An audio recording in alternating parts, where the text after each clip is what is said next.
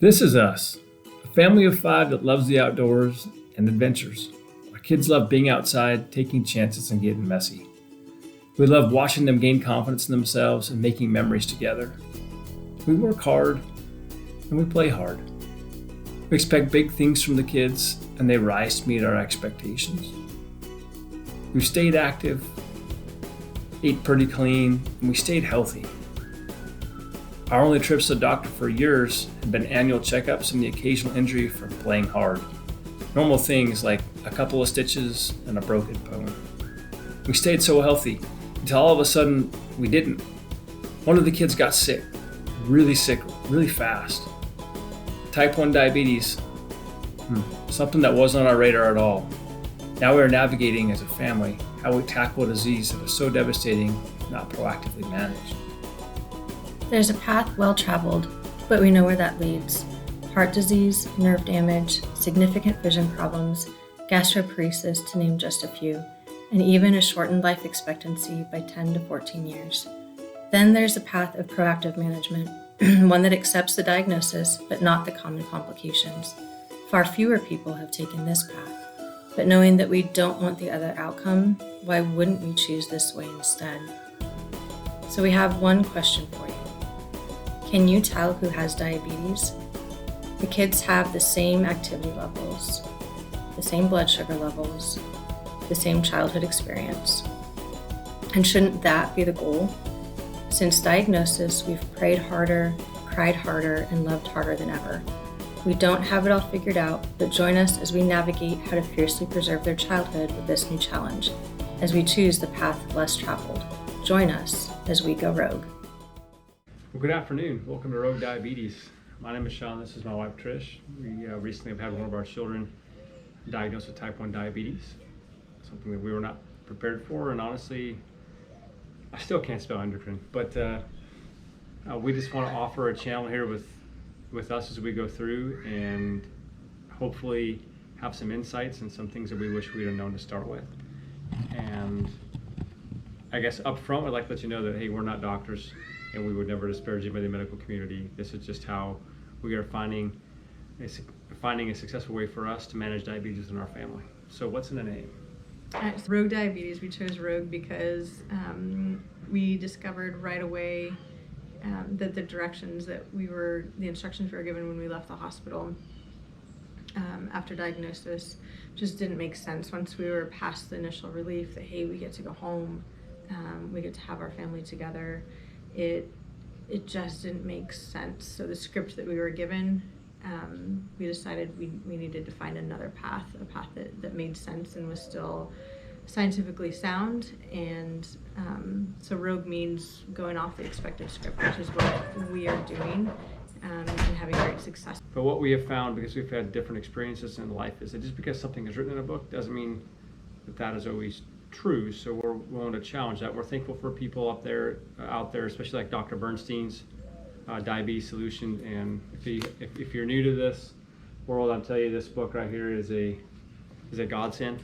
I'm thankful for the courage of people like him to show empirical data to the community and stand against the grain and offer another option for life with diabetes in our family. So, diabetes misconceptions. I'll be honest with you, I didn't really know even what diabetes was. I had no clue. How about you? I think one thing that I would want to say that isn't true about diabetes that we really want to show through this is that it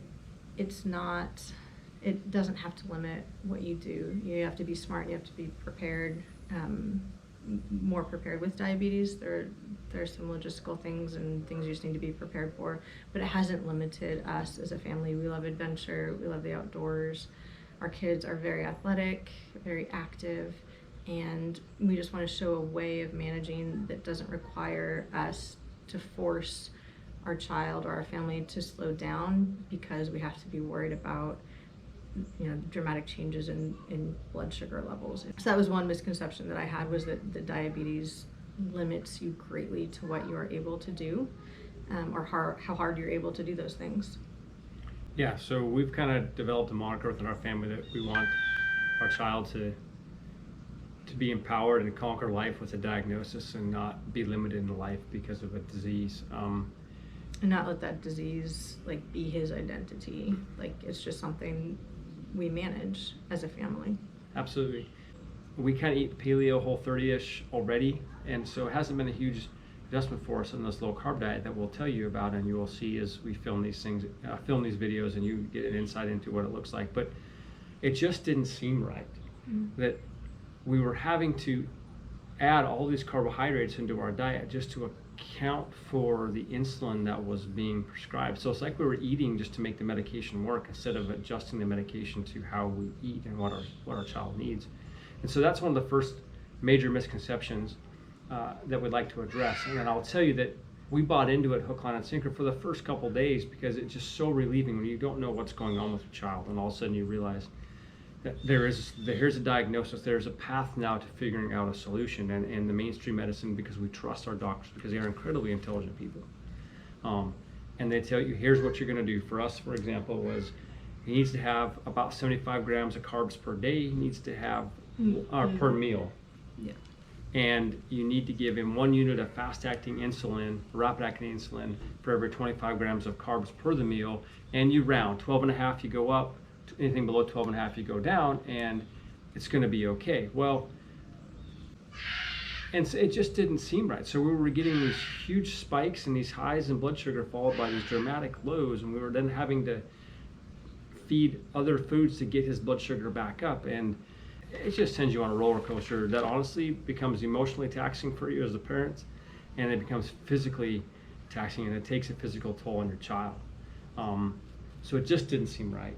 But I happened to be searching the internet, just trying to find anything that I could to learn about type 1 diabetes within the bandwidth of what my emotional energy was at the time. And I came across a TED Talk, and the gentleman talked about how he has been able to find a way to manage his diabetes successfully through diet. And it planted a seed that later grew into us doing more research. So again, we're so thankful for the courageous people out there who are willing to put empirical data out there to show that there is another option. And so one of our goals in this is we want to provide insight into what it looks like to live every day and take ownership and to manage diabetes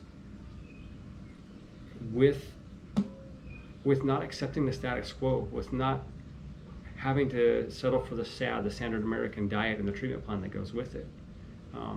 And so I guess that is why we're doing this. Okay, so we just want to end this first video with a couple last thoughts.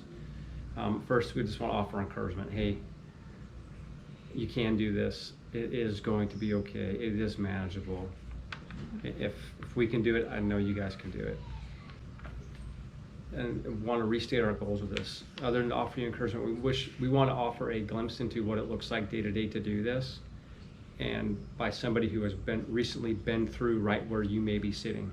So those few nights, I wish I would have had something like this. I could have watched and listened about the reality of it and just planted a seed of what it looks like to take ownership of it and to manage diabetes a different way. God bless you all.